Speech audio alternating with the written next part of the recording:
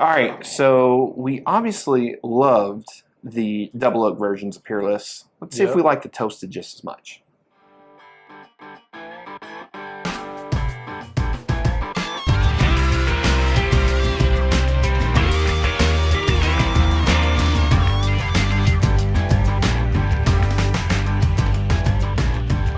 Welcome back to another edition of Bourbon Kingdom. I'm David. And I'm Zach. And today we're going to review the Peerless Toasted. Struggle's real. Yep. So we really were big fans of the Peerless double oak. So right after we did the review, they announced the Peerless Toasted. Did you spill that everywhere? No, it was close though. Did you try? I was expecting that cork to be a little bit harder to get out. That's what she said. So we did the review, then they dropped this. I didn't go down there to the distillery. You didn't either, right? I was able to grab one of these over. It was sitting over there on the shelf at Liquor Bar in Springhurst. That's where I grabbed this one from. And yeah, man, you spilled that like everywhere, didn't you? No, it just kind of creeped out the top. I might have gotten it a little bit on me. I can smell it. You got it everywhere. Yeah. It's fantastic. It smells good though. Yeah. So anyways, talking about them, this is their batch one toasted. This is 111.1 proof. It's non-age stated, but from what I could find online, people are thinking it's like 7 to 8 years old, and then it was finishing in the Kelvin barrels, I think is what it was, or toasted in Kelvin barrels. I don't know a ton about it just because I couldn't find a ton of information about it. But it had, to me, it has promise because it's done in Kelvin barrels, which at the end of the day, they're probably the best. I mean, they are, in my opinion, the best producer of barrels right now. Yeah. So, you know, it's just, I've really kind of figured that out on my own just from trying different Green Rivers.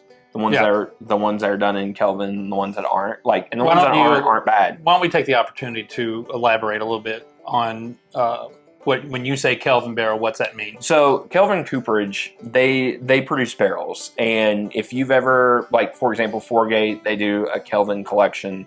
That's to show the Kelvin barrels and stuff, and I think it's some of the best stuff that they do.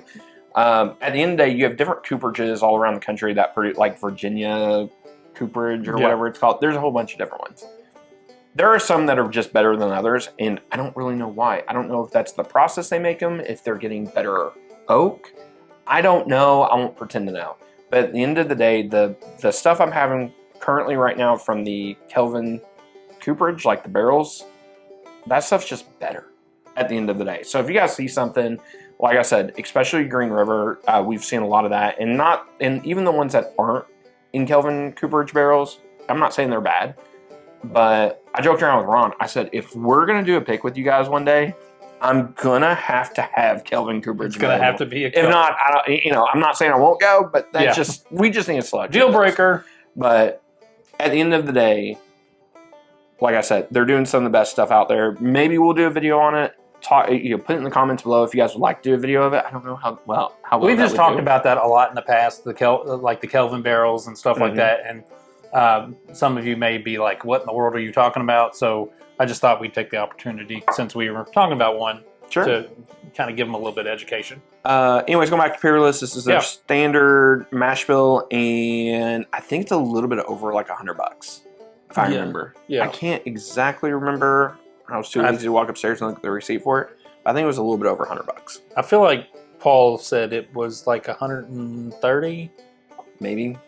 Did I spend that much on it? Yeah, I think he said it was like around 130. I can't remember. There was pours with there and some other stuff. So that's very funky. Now I haven't tried this. Have you tried it? Or you said you had tried it, correct? I tried it, but I tried it after I tried a lot of other things. So fair enough. You never can tell how that affects. I think you get like.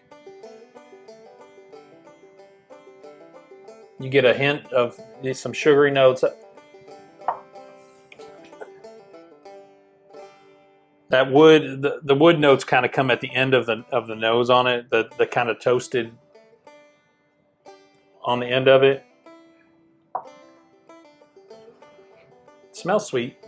So I was looking for a char level on this. The only thing it says on the back is that it was charred and finished for a longer period of time than what the standard is. So I don't know what that is. I can see that because that char and toast at the end of it kind of really stands out a bit. It almost feels like you're sitting beside a campfire, or you've gone inside, and how your clothes get a little campfire-y smell to it. So kind of smells like that. So I was gonna say on the nose, I'm getting it's like a combination of like a wheated toast, like a wheat toast or a rye toast with like a chunky peanut butter spread across.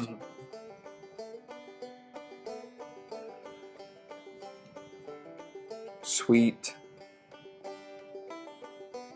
The oak influence is like just nuts. Yeah. It's just like everywhere with that. I know we don't know the age statement, and it seemed, and you said from what we've gathered, it seems like 7 or 8, but it seems like younger oak in there. I was actually going to say, it actually on the nose, it smells younger than 7 to 8 years old. Yeah. If that's, again, don't hold me to that. I don't know. It's just whenever you start doing a little research online, mostly from Reddit, so take that for what it's worth. That's what they're saying. I mean, it smells like a toasted.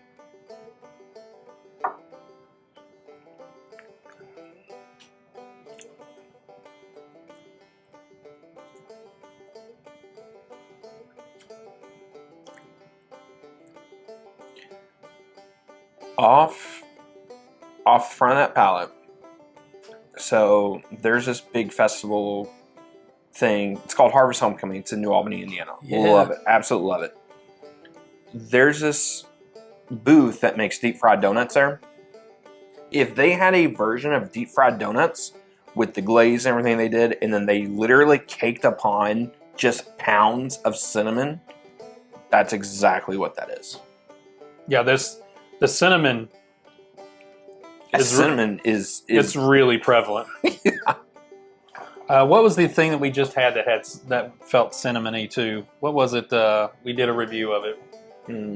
I can't remember what it is, but we did something else that felt the Barstown? Was it the Bardstown? I can't remember. I have to. Anyway, this is more cinnamony than that. This is very cinnamon. Whatever it was that we had. A little bit of cocoa powder. And I think you lose the toasted nature of it on the palate. Like what you get on the nose, as the smell of toasted.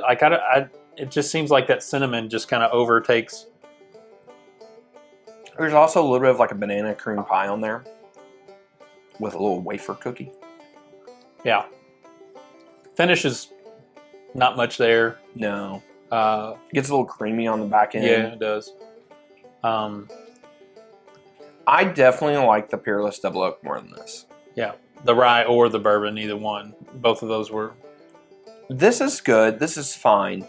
The thing that like... If you're going to spend the same money though? Yeah, that's the thing. If you're going to spend the exact same money, I would rather have the Double Oak instead of the Toasted.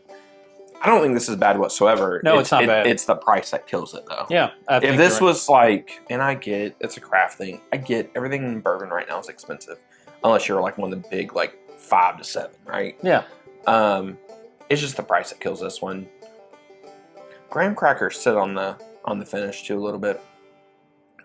Again, I don't think this is bad whatsoever. It's just, it's expensive. Yeah. For what it is.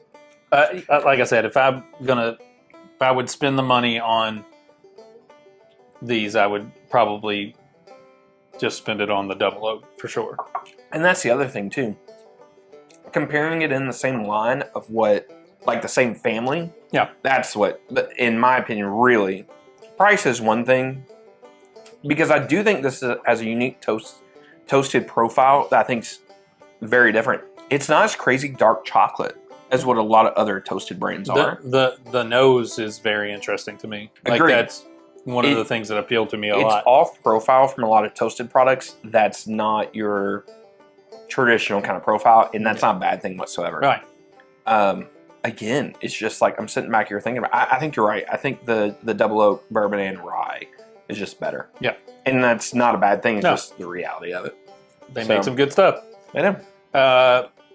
If I was to say what to do, I would probably try this at a bar somewhere before I bought it. Just try all 3 of them at a bar somewhere and decide how you want to spend your money as far as that goes.